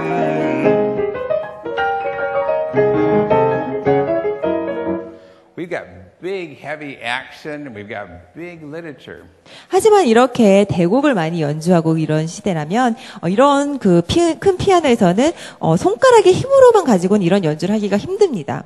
So this no longer can be played then with just finger muscles. 손가락 힘으로만 연주할 수가 없습니다. The literature itself and the resistance on the keyboard will fatigue those muscles. 지금의 피아노와 그리고 지금의 많이 연주되는 대곡들을 봤을 때는 새로운 테크닉이 필요합니다.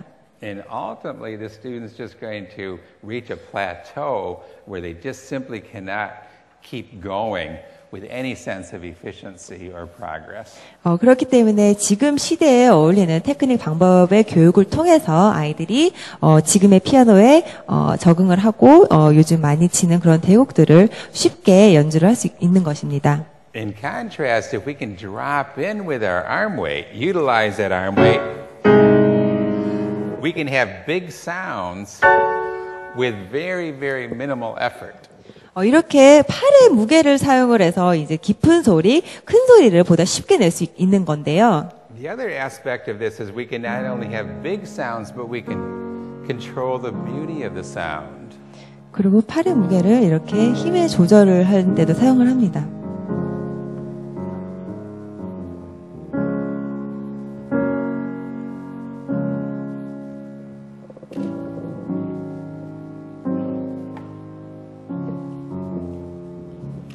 Or something like this, another variation.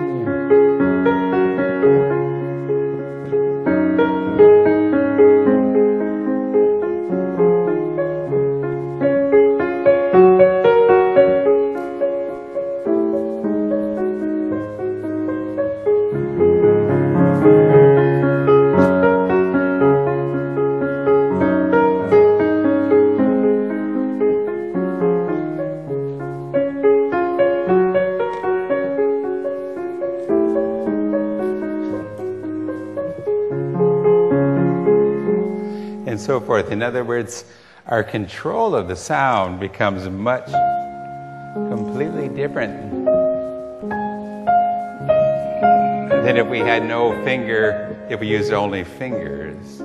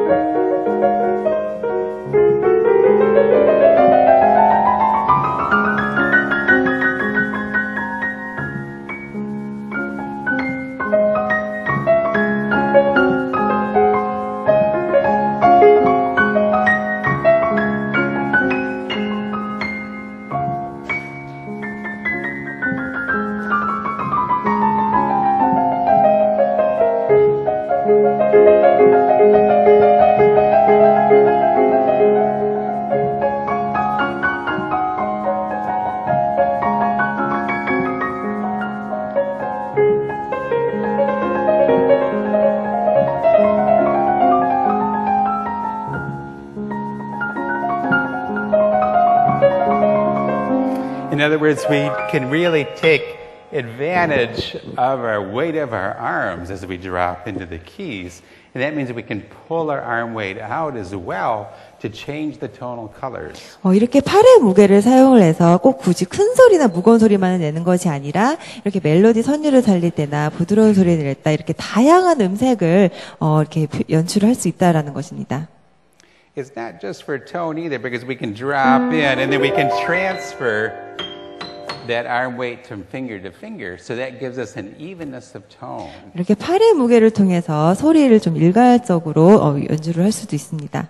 Let's try an exercise together, shall we? 함께 한번 해볼게요. 선생님 따라해 보세요. Let's take our arms and we're going to drop them like heavy waterlogged ropes into our lap. 젖은 밧줄이라고 생각하고 팔을 무겁게 이렇게 툭툭 떨어뜨려 보세요. Yeah, let's try it. Let's do this. 이렇게 Hang your 흔들어 hands like 보세요. this. Okay, shake it. Okay, now let's let it drop. Ready, drop. Hey, that was good. That was some pretty big tone there, wasn't it? 굉장히 큰 소리가 들렸을 거예요. 떨어뜨렸을 때. Now, here's what I think happens with our students when we say, I'm going to hold your arms, you're going to hold your arms. 아이들한테 이렇게 같이 똑같이 시켜보면요. And by the way, I like to take their cuffs sometimes. 이렇게 잡으면 많이, 박사님 이렇게 많이 Ask 잡으시더라고요. them to give you their weight and just take it underneath. 교사가 직접 아래로 이렇게 받쳐주는 경우가 많아요. 이렇게 한번 해보시면요. Okay, just dropping that weight. Okay. 아이들에게 떨어뜨려보자를 I'm going to 하면 let go. 떨어뜨려보자라고 하면은 아이들이 그대로 있는 경우가 있어요. You've seen that happen, right? 예, 많이 보이실 거예요. And now, why is that? Why does that hand just hang there? 그렇다면 아이가 왜 떨어뜨려보자라고 했을 때 떨어뜨리지 않고 그대로 이렇게 있을까요? 왜 그럴까요? And of course, we go through life with our arms suspended, so the student is not aware that they are holding these arms in the air. It's actually an automatized action, isn't it? To suspend the hands in the air. 그것은 저희가 생활의 습관을 통해서 손을 이렇게 들고 있는 모션이 굉장히 많기 때문에 자연적으로 이거를 이렇게 드는 게 습관이 되어 있기 때문이에요, 아이가. So it's not at all surprising then that the student suspends their hands over the keyboard and then whacks away at the fingers with just muscles. 그렇기 때문에 아이가 피아노 건반 위에 앉아 있을 때도 손을 이렇게 드는 것이 습관이 되어 있다라는 것이에요. So we'll do it once again here. We're going to drop with that relaxed weight. 다시 한번 해볼게요. 팔에 힘을 빼시고 and drop. Oh, that was even a better tone than we 이번 had last 소리가 time. 더 좋았네요.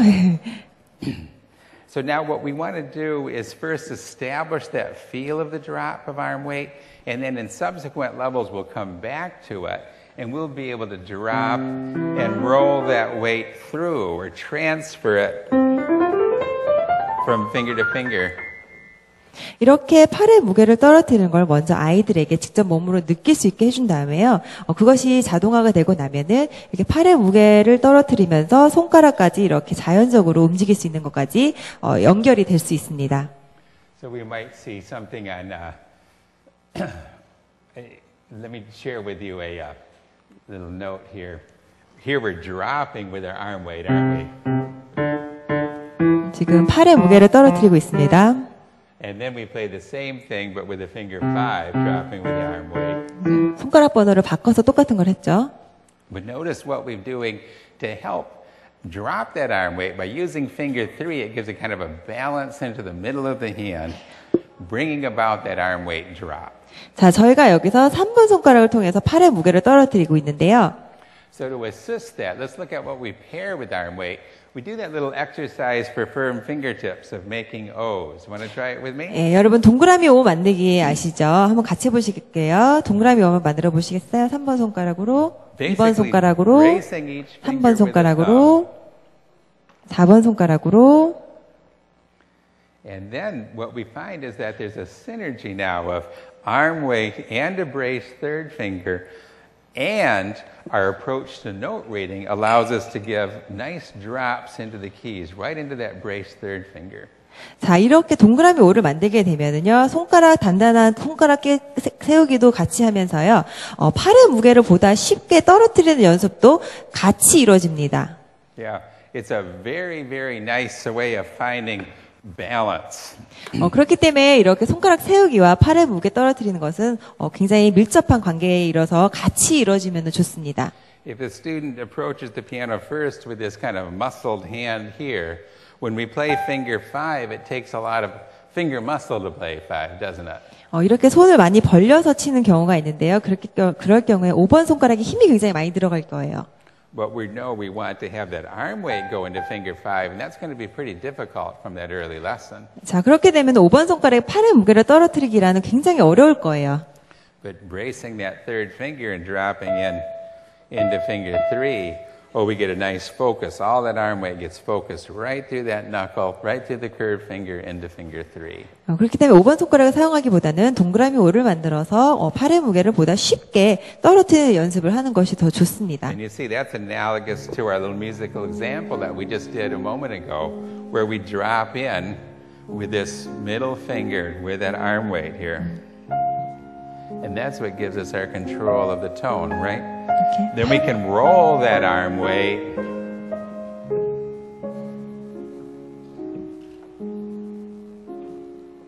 팔의 무게를 사용해서 소리를 아름답게 낼 수 있습니다.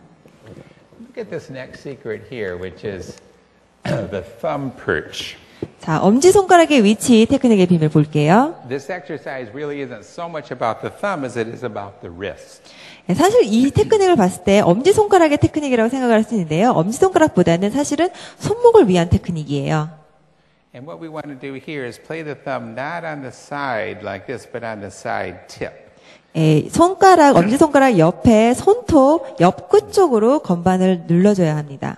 And that little change of orientation does a lot, because when we play with a flat thumb, then the wrist is low enough that the arm weight tends to pull us backwards, which flops the fingertip. 엄지손가락이 납작하게 눌러져 있을 때는요, 손목이 아래로 처지거든요. 손목이 처지면은 모든 손가락이 자세가 다 흐트러집니다. In contrast, when we play on the side tip, now we're balanced to that fingertip with tall enough wrist so that the arm weight actually holds the fingertip in place. 하지만 엄지손가락의 위치를 정확히 짚어주고 나면 손목이 높이가 잘 조절이 되면서 어깨까지 있는 팔과 어깨의 힘이 전부 다 이렇게 자연스럽게 전달이 된다는 것입니다. So you can see these combination of technique secrets handle just those very issues we talked about of the technique sequence or the technical problem chain. 그래서 아까 얘기했듯이 단계적으로 이렇게 순차적으로 모든 것이 연결이 되어 있다라는 것을 기억을 하시면 좋습니다. We've established our seating distance. 피아노와의 거리를 측정을 해서 앉고요. The little secret blooming flowers that we didn't look at was this, closing the hand and then opening it so the knuckles are really tall. 예, 그리고 아까 얘기 안 했지만 이렇게 꽃이 피어나듯이 둥근 소 모양 만드는 것도 있고요. And that's kind of an interesting, wasn't it? Because don't students first approach with flappy fingers, then we say curve. 납작한 손가락을 동그랗게 구부리기보다는 주먹을 쥔 상태에서 손가락을 살짝 열어주는 것이 훨씬 아이들에게 쉽게 어필이 됩니다. But going flat to curve is going to bring those knuckles low. 손가락이 납작해지면은 이 손마디가 꺾이게 되죠.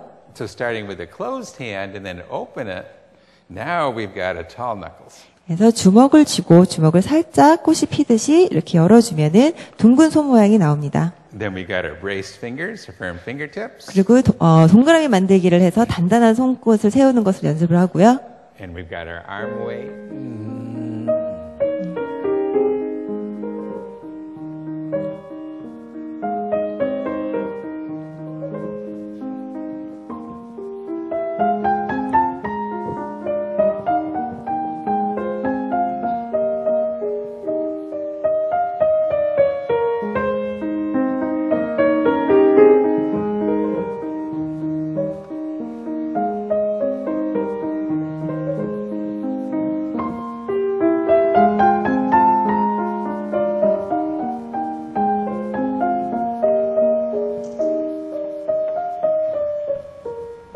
Then we can have no arm weight. And so forth. In other words, this is what's giving us the control and the tools for creating the sound. 이렇게 아주 기초적인 테크닉이 된 상태에서는 아름다운 소리를 내면서 이렇게 여유 있게 아마 연주를 할 수 있을 거예요. So here's a good example. Let's look at this first from our knowledge acquisition and from the skill acquisition. 자, 이 곡을 우리가 아까 지식을 습득하는 것과 기술을 습득하는 걸 얘기를 했잖아요. 두 가지로 나눠서 한번 분석을 해보세요, 선생님. Our obvious goal is CDE, learning the letter names and the keys. 여기서 저희가 습득하려고 하는 지식은 음이름 C, D, E죠. And there's a bit of a chunking there already, isn't it? Because we're processing it related to the black keys, and we see that as a group. 이 곡에 보시면 지금 그룹으로 묶어서 단순화시키게끔 아마 잘 보이실 거예요. But really the more important chunking here is the rhythmic groupings of 1, 1, 1, 2, 1, 1, 1, 2. 그 CD 음이 반복되는 것도 보이시겠지만 리듬 패턴이 똑같은 리듬 패턴이 이렇게 반복이 되면서 좀 더 단순화됐죠. So that's highlighted in the groupings across going up the keyboard, but also in the discovery question. 이렇게 같은 패턴으로 이렇게 올라가는 것도 있고요. The discovery question orients the student's attention to dig back into the score and find patterns that might not otherwise be apparent. 그리고 저희 스스로 탐험 코너를 통해서 이 똑같은 패턴을 아래로 내려가는 것도 같이 연습을 할 수도 있습니다.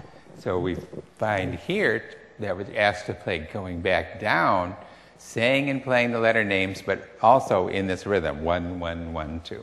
그렇기 때문에 내려올 때도 똑같은 음악 패턴과 똑같은 음으로 동일하게 내려오면서 아이들이 한 번 더 반복을 하게 됩니다.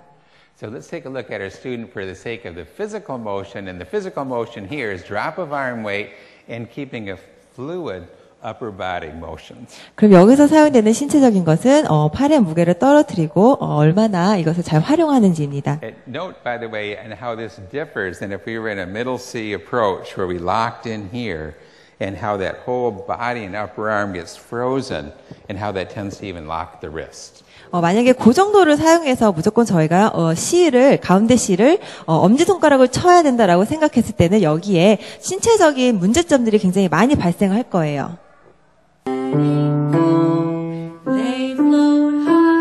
This, by the way, is our daughter Vivian. For those of you who don't 저희 딸이 좀 어렸을 때 연주했던 동영상이에요.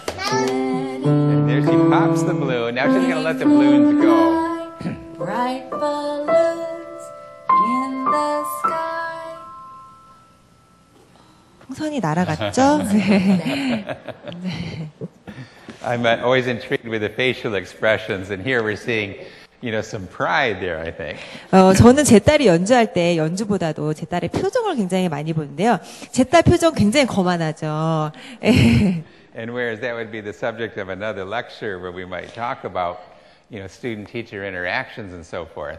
이렇게 교사와 학생과의 그런 교감이 굉장히 중요한데요. I find it interesting that the children often get very attached and enamored with and have pride in the physicality of their playing. 이렇게 제 딸 표정에서 보셨듯이 자기가 신체적으로 굉장히 여유가 있고 연주를 하게 되면은 본인이 굉장히 자신 있게 연주를 하고 이렇게 자신감 있는 표정이 나올 수가 있다라는 거예요.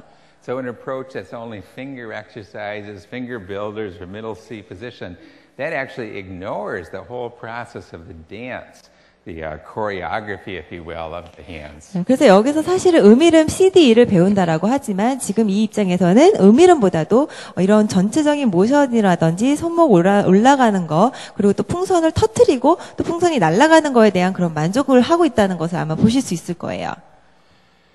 But as soon as we get into the staff reading, oh, by the way, why the pre-reading? Why would we have those pre-reading pages? 자, 그러면 저희가 이렇게 미리 연습곡이 나오는데요. 왜 이런 것들이 아마 어드벤처에 나올까요? Well, remember our knowledge acquisition, we want to be chunking information, don't we, to free up more attention?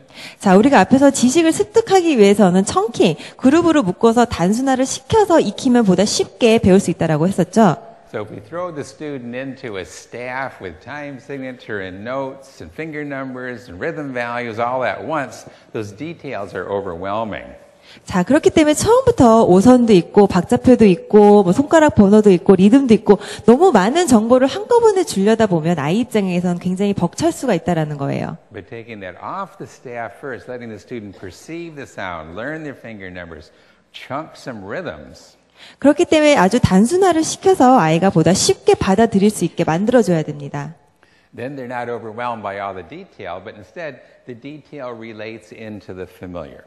그렇게 되면은 하나하나 받아들이고 나면은 여유가 생겨서 그 다음 것도 쉽게 배울 수가 있다라는 거예요. So now the student can focus that attention and say, what's going on here? Okay, that's middle C, got it.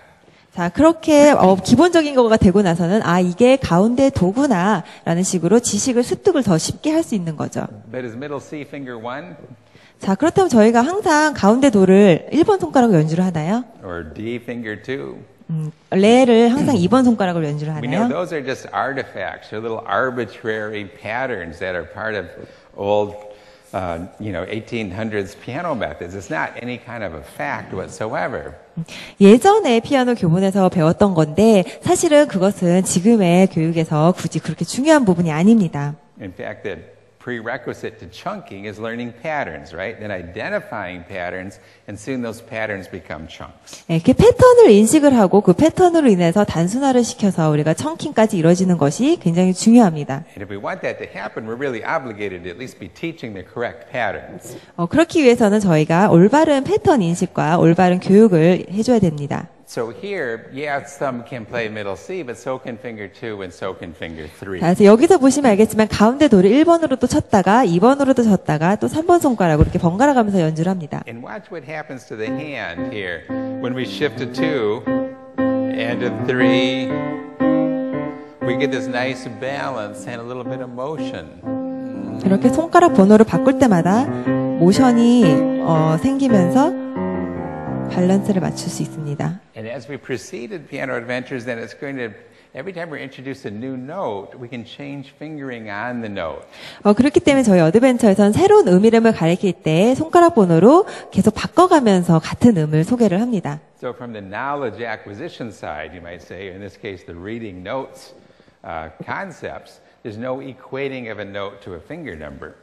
그렇기 때문에 저희가 지식을 습득할 때 이름을 배울 때 굳이 손가락 번호로 연관을 짓지 않고 그냥 이름을 배우게 됩니다. And from a skill acquisition side, we get repetition that brings in coordinate motions.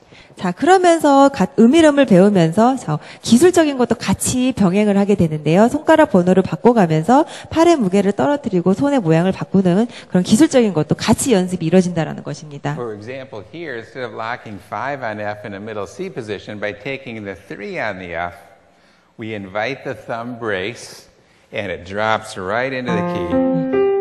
3번 손가락으로 팔의 무게를 떨어뜨리면서 단단한 동그라미 오를 만들면서 연주를 하죠. So we're bringing in a coordinated motion of that arm weight with the structure of the hand. 그렇기 때문에 팔의 무게를 같이 사용을 하면서 곡을 배우게 됩니다.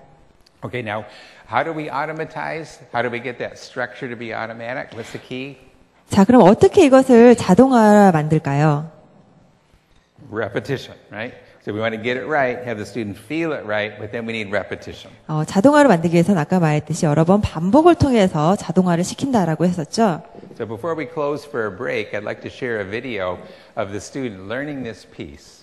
1부 마지막으로 제가 아이가 학생 비디오를 보여줄 건데요. 지금 이 노래, 나의 노래를 배우는 비디오를 보여드릴 거예요. And let's notice a couple things. Let's notice first the development of the student's technique and how it changes with each repetition. 비디오를 보시면서 좀 자세히 보셔야 되는 것이 처음에 아이가 이 곡을 배울 때 테크닉이 어땠는지, 그리고 점차 레슨을 하면서 이 아이의 테크닉이 어떻게 발전이 됐는지를 한번 잘 살펴보세요. Then also let's notice one other thing. Let's notice the student's engagement. In other words, how much the student is interested in. 그리고 아이가 얼마나 흥미를 가지고 교사와 지금 교감을 하는지, 얼만큼 교사가 아이의 마음을 사로잡았는지도 한번 같이 보시면 좋을 것 같아요. And what is Nancy doing as a teacher? How does she guide the student to be interested enough to get all of these repetitions? 그리고 낸시가 어떻게 여러 번 반복을 유도를 하는지도 한번 잘 보세요. My invention. Do you know what an invention is? Sort of. Yeah, let's go back on the bench. An invention is something that somebody creates. Like most of the things in our world are an invention. The piano was an invention. The light bulb was an invention. I know. Is that invention? The camera was an invention. Sure. This boy has made an invention in this box. And this song is about his invention. It sounds like this. My invention is worth mention. If you saw it, you would know. It's fantastic and bombastic, and what's more, it even glows. Would you take your left hand, and I want you to find the F here, and first I want you to play it with your left hand thumb. That's good. Play that F and feel how it feels into your thumb. Good. Now would you change and play it with finger 2? Good. Now play it with finger 3. Very good. Play with finger 4 and finger 5. Good, Philip. Which finger plays it in this piece? 3. That's what I'm more comfortable with. I think so too. It's a really good finger to balance on. Ready, go. My invention is worth mention. If you saw it, you would know. It's fantastic and bombastic, and what's more, it even glows. Good, Philip. Let's make our invention a little bit more fantastic. Let's take our left hand and put it on the F down here. Because it's going to start kind of sounding a little weird now with some of the gears. Yeah. Ready, go. My invention is worth mention. If you saw it, you would know. Good job. I think we should take it down here. And this time, let's brace our third finger. We're going to make it bombastic, which means really loud. Here we go. My invention is worth mention. If you saw it, you would know. Good job. It's fantastic and bombastic, and what's more, it even glows. Great. Let's get it going faster and have it be even a little stranger by taking your right hand up here. So it's like you're operating your invention like this. Yeah. And let's try it this fast. My invention, ready, play. My invention is worth mention. If you saw it, you would know. It's fantastic and bombastic, and what's more, it even glows. Great, Philip. This time I want you to choose any F you... Oh, really? All right, it's like you're an airplane there. Maybe your invention is some kind of an airplane. Want to try it? All right. Faster. Really? My invention, ready, play. My invention is perfection. If you saw it, you would know. It's fantastic and bombastic, and what's more, it even grows. 1, 2, start your invention.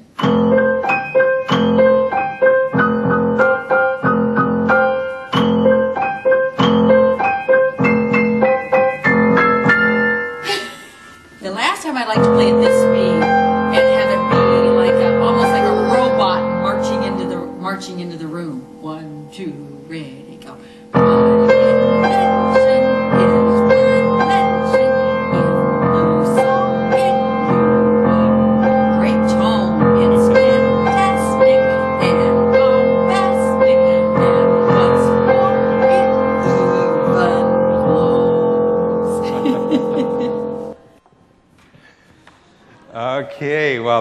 How was his, there's so much to reflect on that video, isn't 네, there? 많은 것을 느끼게 해주는 동영상이었죠.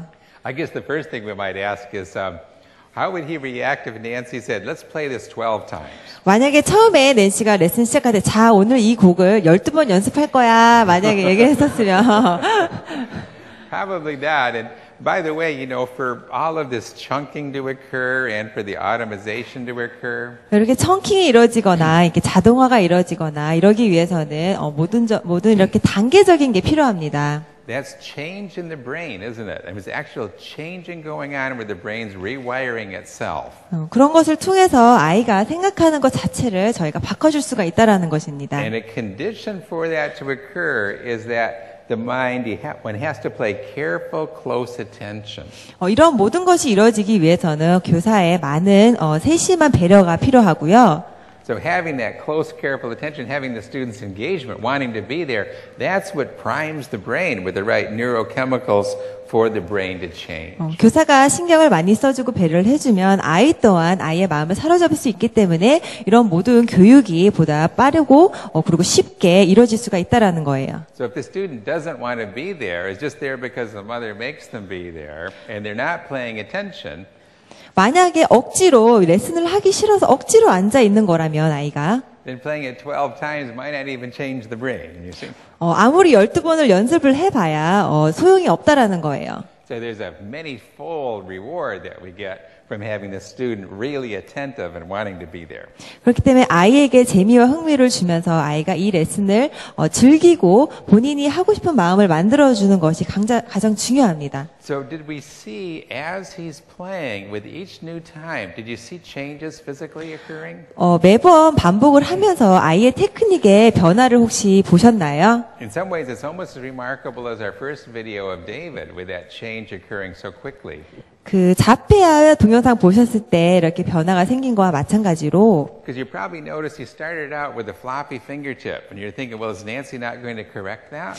이번 비디오도 마찬가지로 손가락이 굉장히 납작했어요. 처음에 연주할 때 손가락이 납작하는 걸 보고 왜 낸시 같은 선생님이 그거를 고쳐주지 않을까라고 아마 생각했을 수도 있는데요. But here's where some good teacher judgment comes in. If she just went into that and said, oh, we've talked about this before, we need to curve the third finger, and got into a big demonstrations on that, what would have happened? 만약에 그 상황에서 낸시가 손가락이 납작하네, 손가락 동그랗게 구부려봐라고 얘기를 했다면 학생과의 그 분위기가 어떻게 됐을까요? That would have interrupted his engagement. It interrupted his whole flow of this invention and the sound that he was already focused on. 아이의 집중력을 아마 잊어버렸을 거예요. 그리고 아이의 호기심이나 이런 것들을 아마 단절을 시켰을 거예요. And fortunately, she could just dip into her toolkit, couldn't she? Technique secret, making O. 대신에 낸시가 뭘 했냐면 손가락이 납작한 것을 발견하고 문제점이 있다라고 얘기를 하지 않고 자 이번에 두 번째 할 때는 동그라미 O를 만들어보고 하자라고 하면서 문제를 오히려 해결을 해줬어요. So without losing any momentum or distracting his attention, she says, now let's do it again, and this time make an O and we'll play it down an octave. 이렇게 한 옥타브 밑으로 대신 치는데 동그라미 O를 만들자라고 해서 아이의 관심이나 집중도를 그대로 유지를 했습니다. So that's the beauty of these technique secrets. It gives you vocabulary that is a whole set of physicality that's just in that one or two words of the technique secret's name. 자, 이렇게 저희 피아노 어드벤처에서 나오는 테크닉의 비밀들은 이렇게 아이가 연습을 할 때 굉장히 자연스럽게 그리고 쉽게 재미있게 아이들이 따라하면서 습관을 고쳐나갈 수 있게 되어 있습니다. So by the time he's done it several times, now we have drop of arm weight, we have great structure, good wrist height. 이렇게 매번 연습하면서 팔에 무게를 떨어뜨리는 것도 계속 연습을 했고요. 그다음에 팔을 벌리면서 이렇게 조절하는 것도 같이 이루어지는 것을 아마 보셨을 거예요. And probably equally importantly, what else do we have? 그리고 무엇보다도 가장 중요한 거, 이 동영상에서 어떤 것을 발견하셨나요? As that student is going through those, he's starting to have more and more freed up attention with each repetition. 아이가 반복하면 반복할수록 본인이 여유가 생겨요. So his attention on was listening, right?